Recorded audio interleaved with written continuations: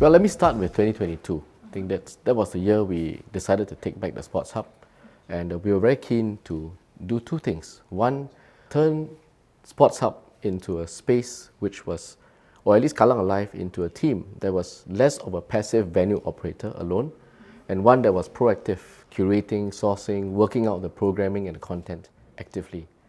And the second thing was what we wanted to achieve, both in terms of the high-end marquee events, all the way through to the non-profit making, non-ticketed community events, sports events, with working with the schools and children and community. And early 2023, so we met with a number of different operators, promoters, agents, and one such meeting was with Taylor Swift's agent.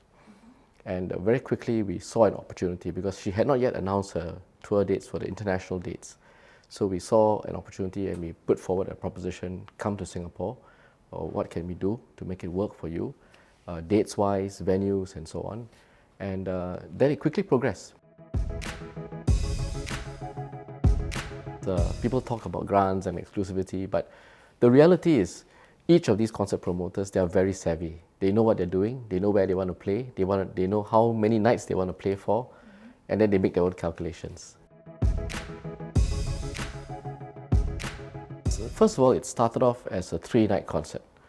But what happened was when we had a meeting with them, and this one I was there, I said, is it possible for us to have her in Singapore at the tail end of any particular segment of her tour? If we have the tail end, and if it proves to be popular and there were lots of demand for it, we could try and exercise the right to extend. When we released the tickets and they were so popular, we decided to speak to the promoters, and that's when we got the second +3, so 6 nights in total.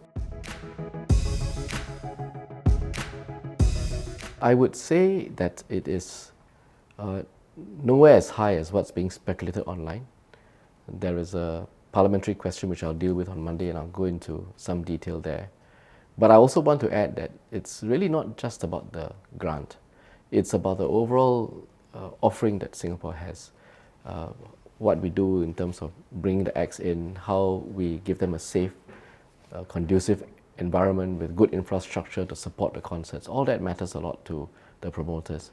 And fundamentally, we also make our calculations based on what benefits we have for Singapore.